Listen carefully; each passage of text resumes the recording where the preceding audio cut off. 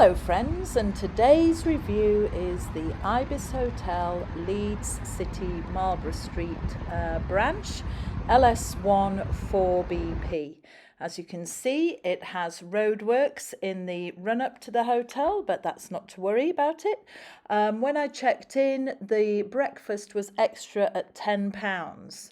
I elected not to choose the breakfast, so I cannot give you a review on what the breakfast was like. But I will give you a review on everything else that I discovered from my 3-day stay in the IBIS Hotel in Leeds. Okay, the first thing is I arrived at the hotel from walking. I walked from the railway station. It was a 10-minute walk. I dragged my suitcase. It was not raining, it was not windy, it was not freezing cold. I did not have loads of children in tow, and so therefore it took me 10 minutes. No hassle at all. Highly recommend the walk. And on checking in and getting up to the room, all I could say is first impressions, very clean. The bathroom appears to be one of those extra installed bits in the corner, a pod type. There is a shower, no bath. It seems to be the same way with hotels all over the place now. No bath anymore. Spotlessly clean, like the fact that there's the plunge dispensers and not those toiletries that you take away with you. Clean towels, no issues at all with any of it. The light turns on from the outside, so you hit the light switch on the outside. Later on, you will notice what I noticed about the toilet, but I'll save that till later. I can't tell you about the water pressure in the shower or how good the shower was because I didn't want to get my hair wet, so I had a sponge bath sitting on the toilet, and that seemed to work perfectly fine because being a pod style bathroom, you can clean up any spills quite easily with the towels. Moving over to the tea and coffee making facilities, they were perfectly adequate. It's the usual UHT style milk, enough mugs, paper cups, and what's more, there was more than 2 tea bags for my stay, which was great. I'd actually bought some of my own anyway. The TV was far enough away or close enough to the bed. Look at that, we've got some extra pillows there which were never needed. There's also the hairdryer that I'm about to show you, which I also didn't use because I'd bought my old-fashioned hair straighteners, which thankfully I didn't need to use because I didn't have a shower, so my hair didn't go frizzy. Anyway, going over to looking out of the window, there is a view, which is quite surprising in the city. And what you will find is I now open the window and you'll notice a difference in sound because I left the sound in.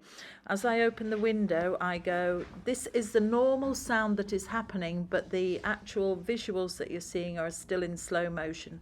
So you'll notice that there is quite a big difference. And they've put a caution sign on the window, nice health and safety. And you can't throw yourself out of the window because it only opens so far. So you could maybe wave a handkerchief out there calling for help, but that's about as far as you'd get. So I've been and looked around the room now, and the realisation is slowly sinking in that this is going to be my home for the next 3 days.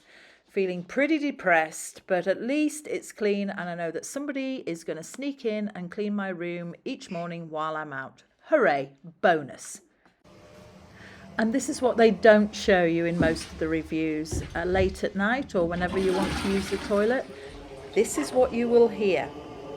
I've left the soundtrack in for that bit because this is what you want from a review, actual truth. As I'm sure you'll notice about some of my reviews, I don't film when it feels like somebody's going to ask me what I'm filming about. So there's no shots of breakfast. There's just lots of shots of me in an empty lift. But at least I get the chance to show off the fabulous key, which I accidentally lost and so therefore have managed to keep as a souvenir of my stay. Hooray, a plastic key! I got the key!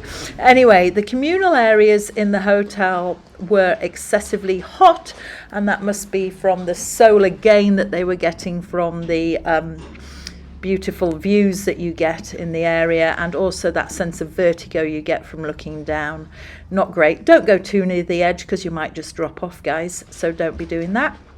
What I will add though is that you can go to the bar downstairs and ask for some ice, which they will give you in a cup for free. But if you want to leave your luggage here, it will cost you £12.50 to leave your luggage for one day. So I suggest don't do it, take your luggage with you. So this bit of the film is when I return to my room after a long day to see if they've cleaned it and to see how well they've done. So we open the door, we walk in, and yeah, you know what? They did all right. So thank you very much. That was great. It was like the fairies had been. So now we're at the part where the chic room starts to look annoying. They've built me a desk area to do my work and look out of the window.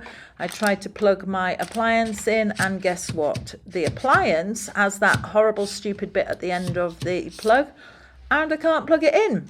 So what am I going to do? Instead of looking chic at the desk in front of the window, I've got to adapt and survive. So I plug it in next to the bed and just look like any old Hicksville. So I can't tune in at the desk. The socket is too deep for my laptop.